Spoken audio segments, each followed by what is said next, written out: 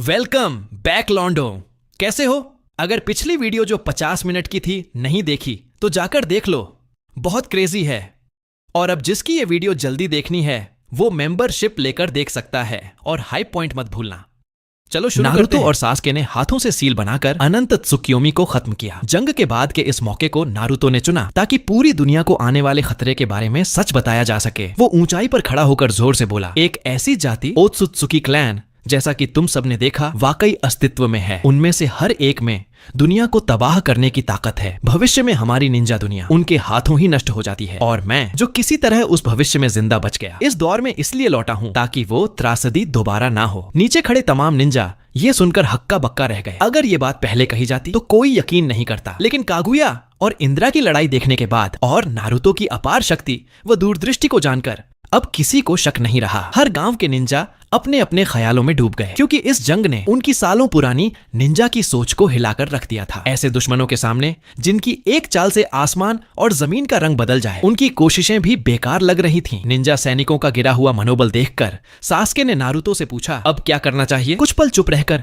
Naruto ने एक कुनाई निकाली और बिना हिचक अपने हाथ में चुभो दी। सभी निंजा हैरान होकर उसकी ओर देखने लगे। फिर उसने धीमी लेकिन ठोस आवाज में कहा, अगर ये कुनाई मेरे हाथ में नहीं बल्कि मेरे दिल या दिमाग में लगी होती तो शायद मैं पल भर में मर जाता। यही एक जीवित प्राणी की कमजोरी है। चाहे कोई कितना भी ताकतवर क्यों न हो, उसके भीतर कोई न कोई कमजोर बिंदु जरूर होता है और उसे ढूंढकर हराया जा सकता है। हम सबकी तरह हर किसी के पास अपना अपना मैदान है जहां वो लड़ सकता है और अपनी भूमिका निभा सकता है। सबका ध्यान अपनी ओर खींचते हुए नारुतो ने आगे कहा, ये दुनिया सिर्फ मेरी या यहाँ मौजूद हम सबकी नहीं है, बल्कि हर उस इंसान की है जो इस धरती पर बंधनों और रिश्तों के साथ जीता है। जब आसन्न विनाश से कोई नहीं बच सकता तो डरकर मरने से बेहतर है पूरी ताकत से लड़कर उसे रोकना। जब इंसान किसी चीज को सच में बचाना चाहता है तो उसकी अंदरूनी शक्ति की कोई सीमा नहीं होती। और ये जंग जीतने के लिए सिर्फ ताकत काफी नहीं, बल्कि पूरी निंजा दुनिया की एकता और सहयोग जरूरी है। लोगों की आंखों में उम्मीद लौट आई थी। उसी उत्साह में नारुतो ने हाथ अपने सीने पर रखा और भावुक होकर बोला, मैं हूँ उजुमाकी नारुतो, जिसने समय की सीमाओं को तोड़कर ये लड़ाई लड़ी है। और मैं तब तक लड़ता रहूंगा जब तक मेरी राख भी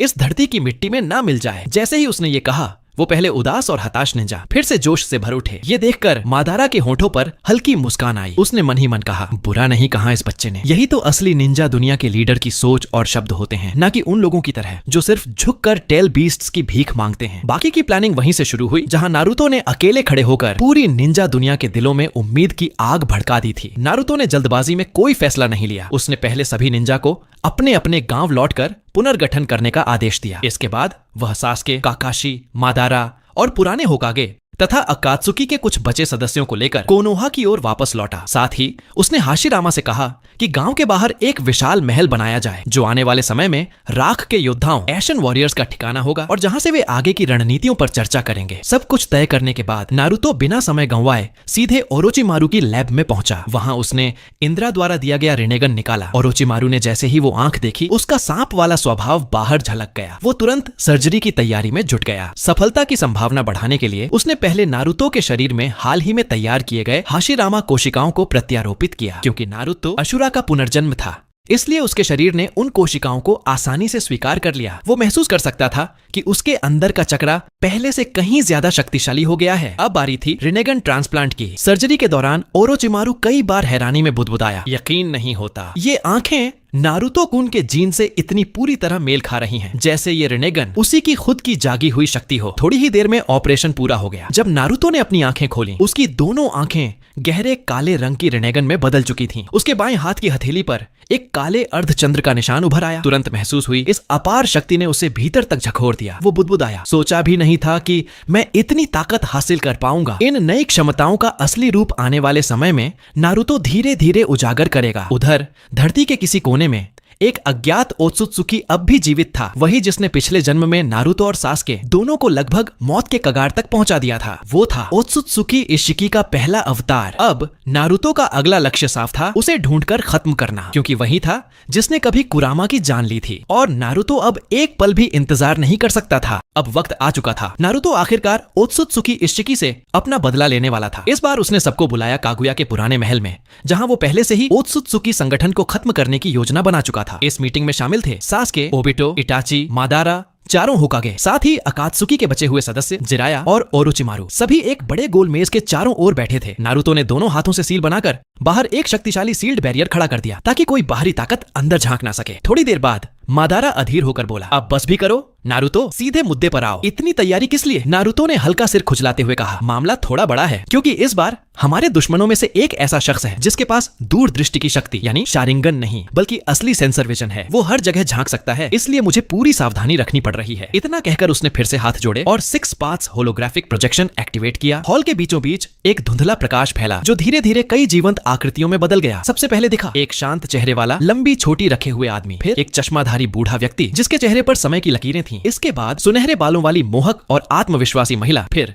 नीले बालों वाली उदास लेकिन बेहद आकर्षक युवती, एक लाल कपड़ों में लिपटा हुआ बच्चा जिसकी आंखों में जन्मजात अंधकार झलक रहा था, और अंत में कवाकी, बाकी कारा संगठन के सदस्य। उन्हें देखकर मादारा ने भौहें सिकोड़ी। ये सब आखिर हैं कौन? इनकी वेशभूषा तो निंजा जैसी लगती ही नहीं। हाशिरामा का चेहरा गंभीर हो गया। वो समझ गया कि ये लोग किसी अच्छे मकसद के नहीं हैं। नारुतो ने सबको समझाया, ये वही लोग हैं जिनसे हमें आने वाले वक्त में टकराना होगा। कारा संगठन के अंदरूनी सदस्य जो ओत्सुत्सुकी क्लैन के साथ जुड़े हुए हैं। टोबिरामा ने पूछा, अगर अंदरूनी सदस्य हैं तो बाहरी भी होंगे ना? इस पर नारुतो ने सिर हिलाते हुए कहा, हाँ, लेकिन बाहरी सदस्य इतनी बड़ी चुनौती नहीं है, उन्हें नजरअंदाज किया जा सकता है। फिर उसने उंगली से उस नीले बालों वाली युवती की होलोग्राम आकृति की ओर इशारा किया। ये है एडा, वो लड़की जिसके पास सेंसर विजन यानी दूर से सब कुछ देखने की क्षमता है। होलोग्राम इतना स्पष्ट था कि मानो वो असल में उनके सामने खड़ी हो। जिराया की आंखों में दिल का आकार बन गया। वो हल्के से मुस्कुराया, इतनी खूबसूरत लड़की इस राह पर कैसे चली गई? नारुतो मुस्कुराया, जिराया सामा, बेहतर होगा आप उससे दूर ही रहें, क्योंकि सिर्फ दूरदृष्टि ही नहीं, उसके पास एक और ताकत है, मोह का जादू। जो भी उसके सामने जाता है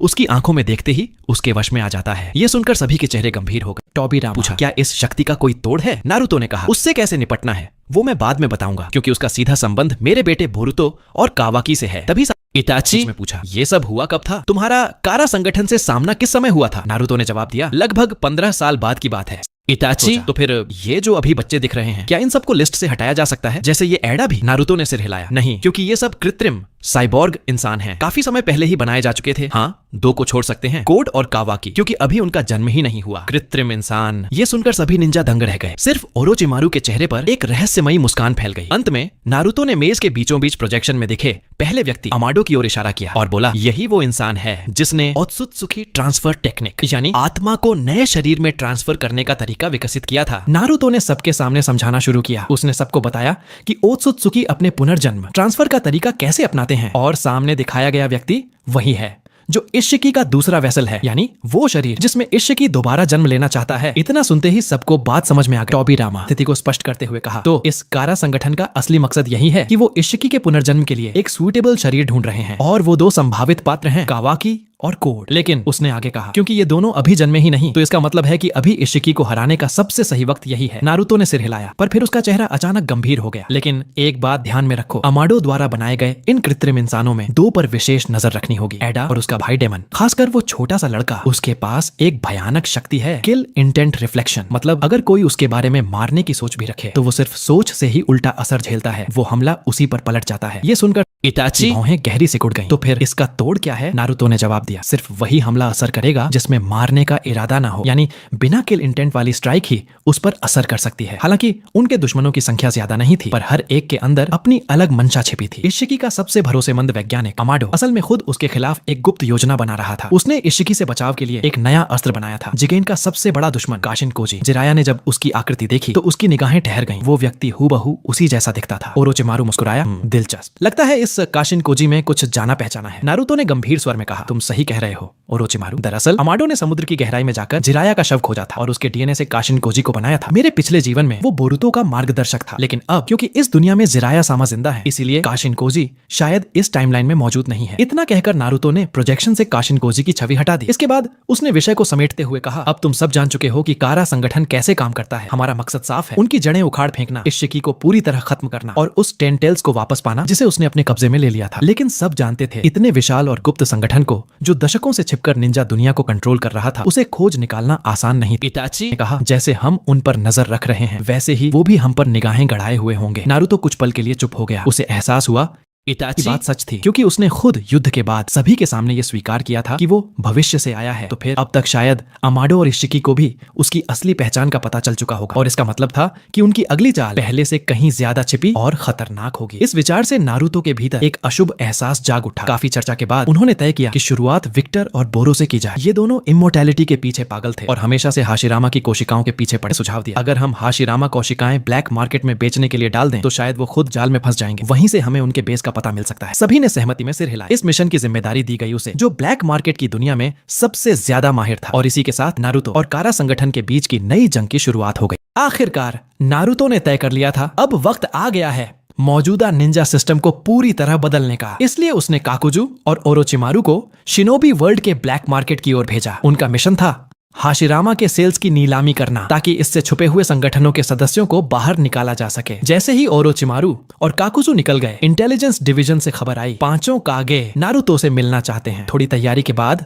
नारुतो ने उन्हें यू शैडो कॉन्फ्रेंस रूम में बुलाया। सबके गंभीर चेहरे देखकर वो समझ गया कि मामला कितना नाजुक है। सुनादे के बगल में खड़े काकाशी के हाथ में एक लंबी लिस्ट थी। वो भारी आवाज में बोला, अब तक कोनोहा के 100 से ज्यादा निंजाओं ने अपनी ड्यूटी छोड़ने की अर्जी दी है, और इनमें कई बहुत ताकतवर निंजा भी शामिल हैं। उसकी बातों से साफ झलक रहा था कि वो कोनोहा के भविष्य को लेकर काफी चिंतित है। बाकी बड़े गांव भी यही समस्या झेल रहे थे। किसी ने सोचा भी नहीं था कि पिछली जंग के बाद इतनी गहरी चोटें बच जाएंगी। असल में उस जंग ने निंजा वर्ल्ड की नींव हिला दी थी। जिस सिस्टम पर निंजाओं ने सालों से भरोसा किया था, वो अब ढह चुका था। जब वोशिन गर्मी और जुनून उतर गया तो रह गया सिर्फ खालीपन। कई निंजा टूट चुके थे और हालात वाकई में अच्छे नहीं दिख रहे थे। लेकिन बीच में बैठे नारुतो का चेहरा बेहद शांत था। उसने कहा, अपनी सीमाओं को समझना भी एक तरह की ग्रोथ है। अगर कोई छोड़ना चाहता है तो जाने दो, ये भी सही फैसला है। उसने हर गांव को निर्देश दिया कि वे निंजाओं की इच्छा का सम्मान करें। जो छोड़ना चाहते हैं उन्हें जाने दिया जाए। लेकिन सब जानते थे इससे निंजा की संख्या घटेगी, मतलब मिशनों की संख्या भी कम होगी और गांव की इनकम पर भी सीधा असर पड़ेगा। कई काम ठप हो जाएंगे और पुराना सिस्टम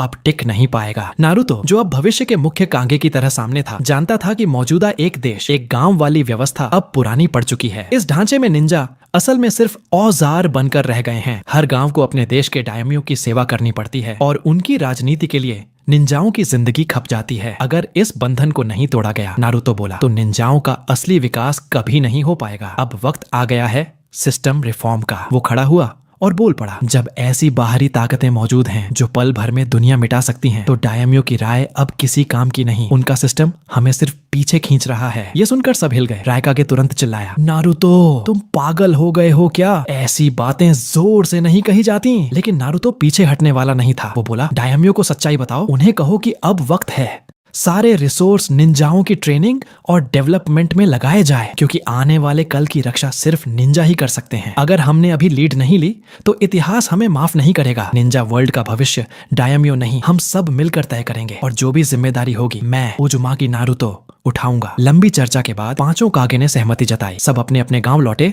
ताकि अपने अपने डायमियों से बातचीत कर सकें। परिणामों के आधार पर आगे की रणनीति बनाई जानी थी। इधर एक रहस्यमयी जगह पर जिगेन और अमाडो बाहरी दुनिया में हो रही इन घटनाओं पर चर्चा कर रहे थे। अमाडो ने कहा, ओत्सुत्सुकी इशिकी दोबारा जीवित हो चुका है और वो अब उजुमाकी नारुतो नाम के निंजा के अधीन है। ऐसा लग रहा है कि वे लोग किसी बड़े बदलाव की तैयारी में हैं, लेकिन अभी तक ऐसा कोई संकेत नहीं है कि उन्हें हमारे अस्तित्व का पता चल गया हो। जिगेन गहरी सोच में पड़ गया। अगर नारुतो सच में भविष्य से पुनर्जन्म लेकर आया है, तो ये कहना कि उसे हमारे बारे में कुछ नहीं पता बात बनती नहीं। एक ओत्सुत्सुकी होने के नाते वो कारा के दिव्य औजार के बारे में जानता ही होगा। वो बुदबुदाया, अगर मान भी लिया जाए कि वो भविष्य से लौटा है, तो क्या हो सकता है कि उसी भविष्य में उसे खत्म करने वाला मैं ही था। लेकिन जैसे ही उसे याद आया कि दिव्य औजार अब उसके पास नहीं है, उसके दिमाग में एक और भयानक ख्याल आया। क्या यह मुमकिन है कि भविष्य में मैं ही मारा गया हूँ? उसने एक पल सोचा और तुरंत फैसला लिया। उसने इनर सर्कल के सारे सदस्यों को बुलाया। हमारे पास बहुत बड़ी खबर है, सबको तुरंत आना होगा। बस इतना ही था आज का वीडियो। जिसको जल्दी वीडियो देखनी है वो जल्दी से मेंबरशिप ले लो। अपना प्यार बनाए रखो। हाई पॉइंट और सुपर चैट मिस मत करना गाइस। मिलते हैं अगली वीडियो में।